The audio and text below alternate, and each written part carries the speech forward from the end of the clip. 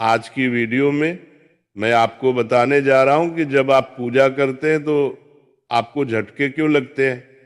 कई बच्चों ने बार बार ये प्रश्न किया था कि गुरुजी जब हम पूजा करते हैं तो अंदर से ऐसा लगता है जैसे कोई झटका लग रहा है, और ये झटके किस कारण लगते हैं, नकारात्मक है या कोई सकारात्मक है, कोई देवी शक्ति है या कोई प्रेत है, इसके बारे में खुलकर बताइए। तो आज के सत्संग में मैं आपको बताऊंगा कि आप जब पूजा करते हैं तो आपको झटके क्यों लगते हैं। वीडियो को ध्यान से सुनिए बारीकी से, ताकि एक एक चीज आपको समझ में आए। दूसरी बात आपको ये भी बताऊंगा कि उबासी क्यों आती है, रोंगटे खड़े क्यों होते हैं, आंसू क्यों आते हैं, शरीर क्यों हिलता है और सिर क्यों घूमता है। क्योंकि जब आप पूजा करने बैठते हैं तो ये सारी चीजें आपके साथ घटित होती है। मैं चाहता हूं कि बारीकी से आप इन चीजों को समझें। अगर आप आध्यात्मिक मार्ग में जुड़ रहे हैं, आप भक्ति करना चाहते हैं, आप देवी कृपा को प्राप्त करना चाहते हैं,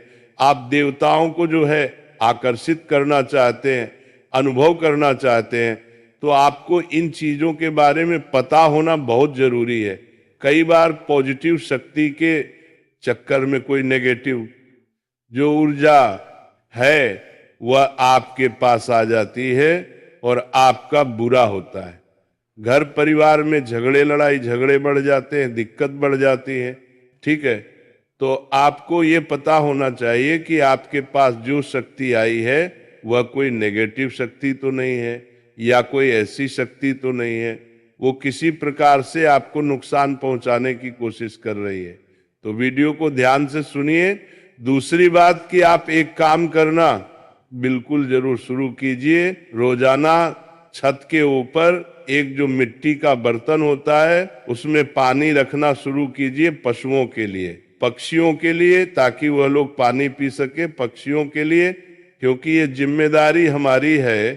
पानी डालना शुरू कीजिए ताकि पक्षी जो है वो अपने तृप्त हो सके, पेट भर सके, क्योंकि इससे देव शक्तियां आपसे प्रसन्न होती हैं, पितृ आपके प्रसन्न होते हैं और आपके कुल देवी और कुल देवता का वास सदा आपके ऊपर बना रहता है। और आपको ये जो कुल देवी और कुल देवता है वो फर्श तक पहुंचा देते हैं इस काम से।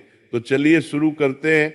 देखिए, जब आप शुरुआत में पूजा करते हैं तो धीरे धीरे आपके पूजा का जो स्रोत है वो इतना मजबूत नहीं होता है, और धीरे धीरे जब आप पूजा करते हैं तो ऊर्जा बननी शुरू होती है, ऊर्जा आनी शुरू होती है, आपके इष्ट तक ऊर्जा आती है। जिस तरीके से बारिश जब होती है तो बारिश की बूंदें आपके ऊपर गिरती है, और धीरे धीरे 1-2 बूंद, 4 बूंद, 5 बूंद गिरते गिरते गिरते आपको वो बूंदें पूरी तरीके से भिगो देती हैं।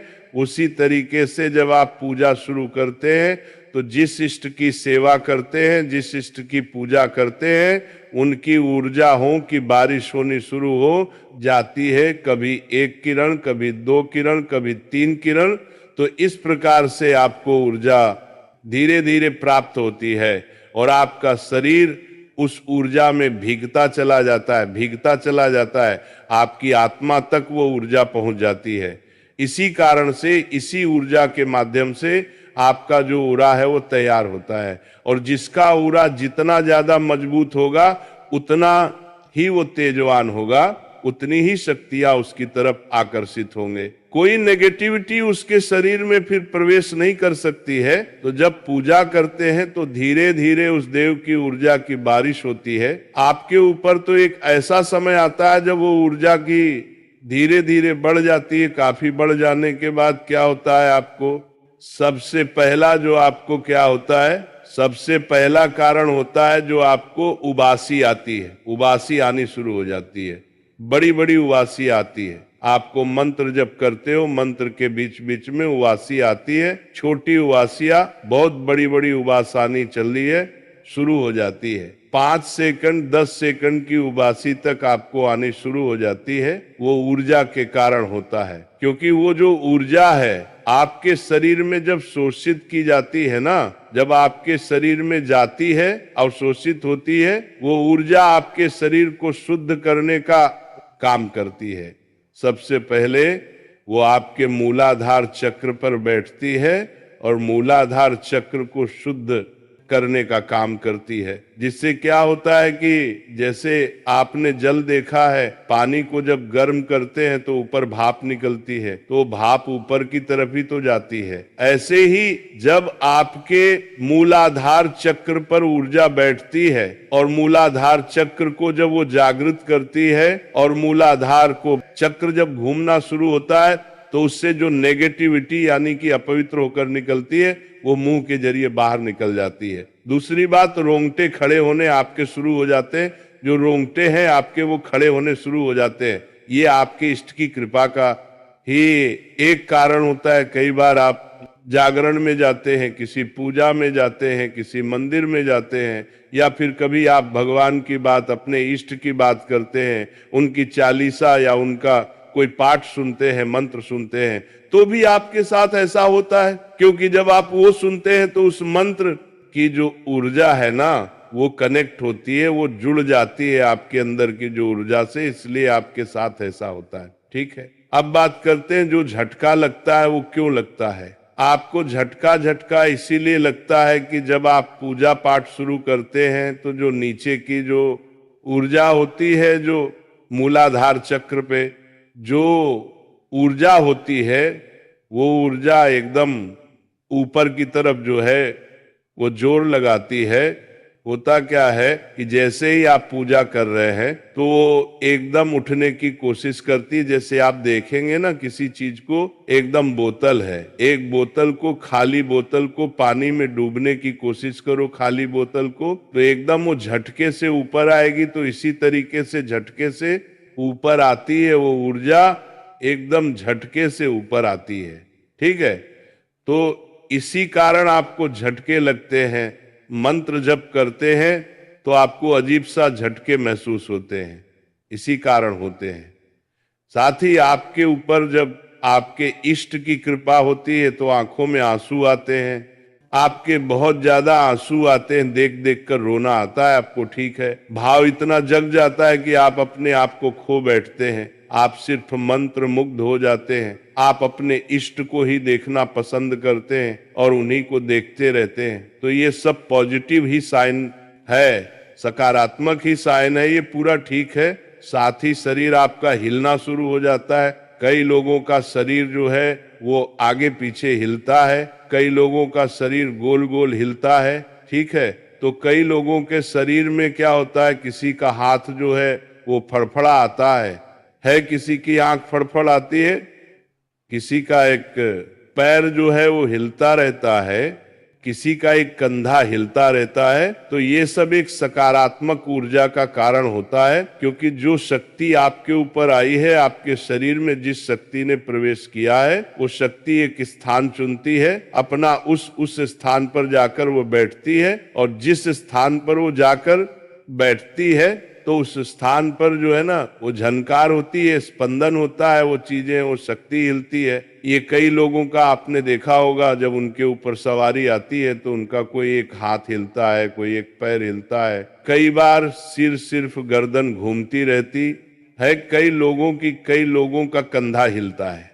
तो इसके ऊपर जो मैं आपको गुण बता रहा हूं, गुण चीजें, कि वो उसका कारण होता है कि जो शक्ति आपके शरीर में आ रही थी, जो प्रवेश कर रही है, वह अपने एक स्थान चुनती है और उस स्थान पर जाकर बैठ जाती है। तो जब इसी कारण से ऐसा होता है, ठीक है, और सिर जो घूमता है, वो सिर जो घूमता है, तो अगर सिर घूमेगा, सिर पर वो बैठेगी तो आगे चक्र पर जाकर बैठती है। जो आगे चक्र पर बैठती है, तो आगे चक्र पर क्या होता है, आगे चक्र के बीच में जब बैठती है तो आपका सिर जो है वो बहुत तेजी से रोटेट होता है, गोल गोल घूमता है। तो ये सब कारण है, और ये सब सकारात्मक कारण है, कोई नकारात्मक कारण नहीं है। कई बच्चे ने प्रश्न किया कि गुरुजी क्या जो सिर घूमता है या रोंगटे खड़े होते हैं कि ये नेगेटिव कारण है? ऐसा कुछ भी नहीं है, ऐसा कुछ भी नहीं है। बस इस चीजों का आपको ध्यान रखना चाहिए। और दूसरी बात, अपने इष्ट पर भरोसा करना चाहिए। कई बच्चे लाइव में पूछते हैं कि गुरुजी मेरी पूजा स्वीकार हो रही है कि नहीं हो रही है। आपकी पूजा स्वीकार 100% हो रही है। आप अपने हृदय में ये वास करके, ये भावना करके पूजा करो कि मेरी पूजा स्वीकार हो रही है, और मेरे इष्ट जो हैं जिनकी मैं पूजा सेवा करता हूं वो मेरे सामने बैठे हुए हैं। कभी अपने मंदिर को ऐसा मत समझो कि तस्वीर रखी है, वहां पर मूर्ति रखी है। सदैव ये समझो कि वहां पर जो रखी हुई है वो मेरे इष्ट देव की, जो मेरे इष्ट देव है वो वहां पर विराजमान है, साक्षात बैठे हुए हैं। जब भी मंदिर से गुजरो तो प्रणाम करो। जैसे कोई बाप देखते हैं ना, बड़े बुजुर्ग, बड़े बूढ़े, आप जब भी बड़े बूढ़ों को देखते हो तो राम राम करते हो, इसी तरीके से। क्योंकि जब तक भाव नहीं होगा ना आपका कि वो बैठे हुए हैं आपके पास, जब तक भाव के कारण ही शक्तियां जागृत होती, तब तक शक्तियां जागृत नहीं होंगी, ना आपको कुछ प्राप्त होगा। तो चलिए थोड़ा सा नाम जाप करेंगे। जय राधा रानी, जय श्री राधा रानी, जय राधा रानी, जय राधा रानी, जय